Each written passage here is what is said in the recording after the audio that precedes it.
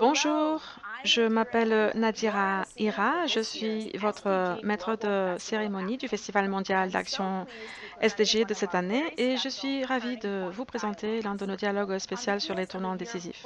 Dans la foulée d'une année pleine de défis, d'une pandémie mondiale marquée par des turbulences économiques, politiques et sociales, nous avons vu des changements dramatiques dans la façon dont nous considérons la vie et les revenus, la consommation et la production. Des choses jugées trop ambitieuses ou même chères à envisager avant, maintenant, semblent non seulement faisables, mais vraiment impératives. Ce qui veut dire que ce moment incroyablement difficile peut également être une opportunité potentiellement sans précédent de construire une société plus juste et plus durable. Alors, comment? Comment pouvons-nous faire en sorte, ensemble, que ce soit un tournant décisif pour les hommes et la planète? Pour y réfléchir avec nous, nous avons parmi nous l'ambassadrice itinérante et secrétaire générale de Génération Equality Forum, le plus grand sommet international pour les droits des femmes depuis le Forum de 95 à Pékin, où la première dame américaine Hillary Clinton a déclaré que les droits des femmes sont des droits humains. Bienvenue Delphine. Oh, bonjour Natira. Merci beaucoup d'être avec nous. Démarrons tout de suite. Si nous pensons à la puissance et à la possibilité et vraiment à la nécessité de ce moment, nous savons que 2021 sera une année importante pour l'égalité des sexes. Pouvez-vous nous parler des projets du prochain Forum Génération Égalité et comment, d'après vous, ce rassemblement mondial nous aidera à saisir l'opportunité de ce moment pour qu'il devienne un vrai tournant? Eh bien, vous savez, 2020 était en fait censé être le tournant de l'égalité des sexes. Nous célébrions le 25 anniversaire de Pékin, le 20e anniversaire des femmes, de la paix, de la sécurité, mais nous avons dû reporter ceci à 2021. Alors, comment le Forum Génération Égalité va-t-il être un tournant? Eh bien, le fait que nous nous réunissions même virtuellement est un tournant incroyable. 25 ans sans conférence mondiale sur les droits des femmes et sur l'égalité des sexes, c'est incroyable que nous ayons réussi à rassembler les États membres, les organisations internationales, la société civile, les jeunes, le secteur privé, tous ensemble. La deuxième chose est que nous voulons regarder en arrière, mais nous voulons également regarder vers l'avenir. Nous allons donc regarder les progrès, mais aussi les régressions que nous avons connues pendant ces 25 dernières années. Mais plus important encore, nous allons définir un programme d'action congrès avec notre sixième coalition d'action sur l'égalité des sexes, la violence sexiste, l'autonomisation économique, les femmes, le climat, etc. Et donc, ensemble, nous allons rassembler une variété d'intervenants qui n'ont jamais travaillé ensemble. Et ça, c'est un véritable tournant. Oui, c'est incroyable à entendre et il est également clair que nous avons besoin d'une action transformatrice, concrète, ambitieuse et réelle pour réaliser ce progrès dont nous parlons sur toutes ces questions, mais en particulier sur l'égalité des sexes. Alors, selon vous, quels changements majeurs doivent-ils se produire à la fois au niveau systémique et individuel pour que nous puissions y parvenir?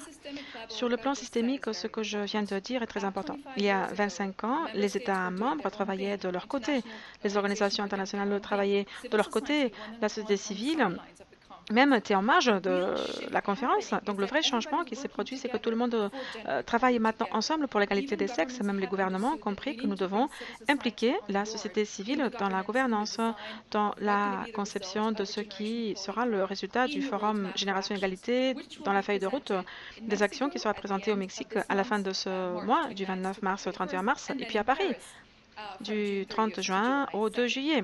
C'est donc le premier grand changement.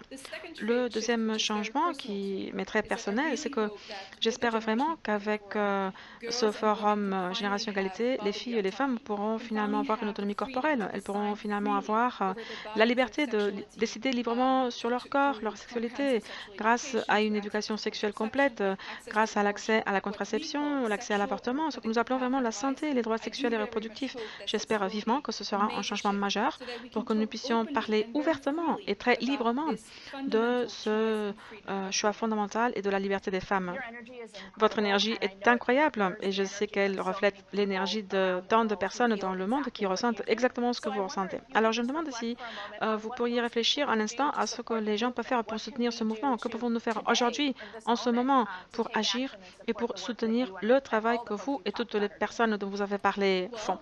Eh bien, commencez par vous inscrire au Forum du Mexique et au Friends Forum. Le Forum du Mexique sera ouvert aux inscriptions à la fin de ce mois et le Forum de Paris à la fin du mois de juin. Ensuite, nous avons lancé il y a quelques jours à peine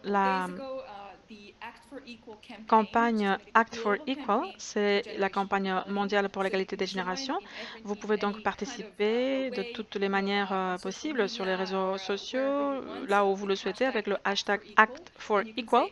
Et vous pouvez dire, moi j'agis pour l'égalité en faisant ceci et cela. Et je demande à mon gouvernement, à mes organisations internationales, à mon employeur d'agir également pour l'égalité.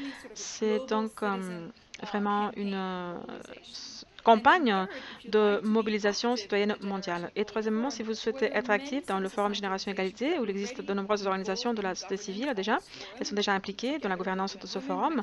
Nous travaillons par exemple avec ONU Femmes au Mexique et des centaines d'organisations de la société civile et de la jeunesse. Donc vous pouvez chercher s'il y a des organisations proches de vous dans votre pays, dans votre région, et vous pouvez rejoindre cette conversation. D'accord, donc hashtag Act for People. Et où est-ce qu'on peut s'inscrire? Le Forum du Mexique a sa propre plateforme, et je vais le dire en espagnol, je m'excuse. C'est Foro Generación Igualdad. Je ne parle pas espagnol, non, vous avez très bien dit. Et la plateforme du Forum de Paris sera ouverte en avril, et là vous allez trouver toutes les informations également sur ONU Femmes, le site web, parce qu'ONU Femmes est l'organisateur officiel de cette grande conférence internationale.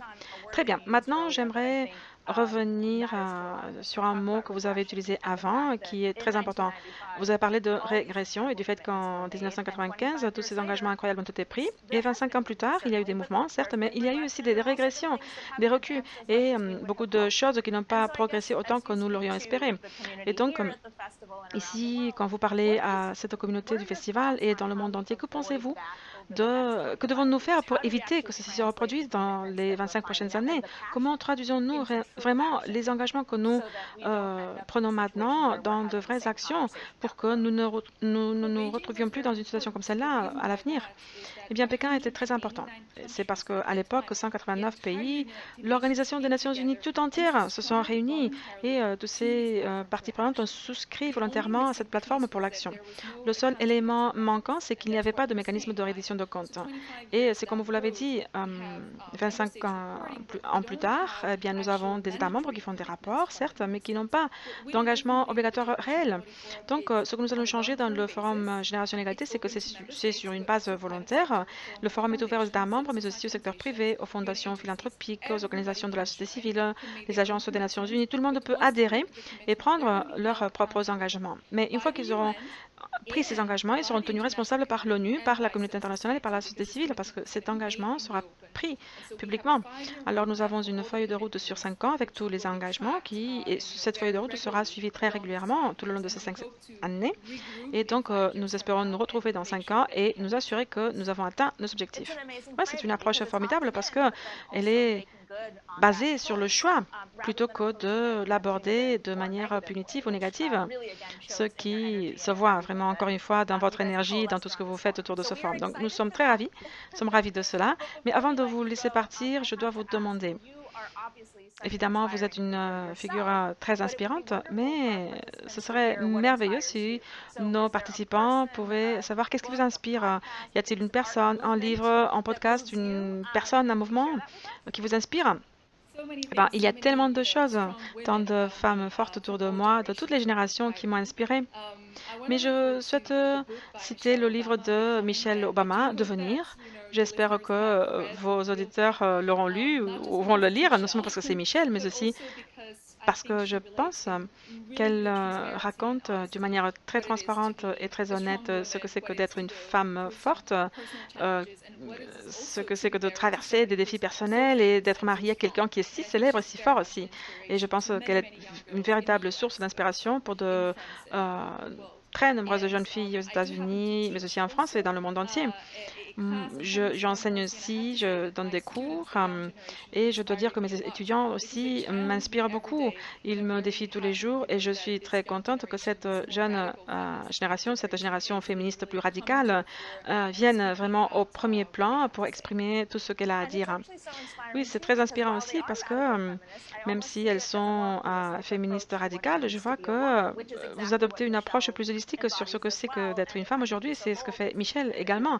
Donc, si je peux être audacieuse, je me permets de vous dire que vous incarnez aussi cette approche de Michel. C'est très gentil. Merci. Merci pour nous avoir accompagnés. Nous espérons vous revoir au Forum Génération Égalité et surtout rester à l'écoute pour en savoir plus sur le Festival mondial d'Action. Merci.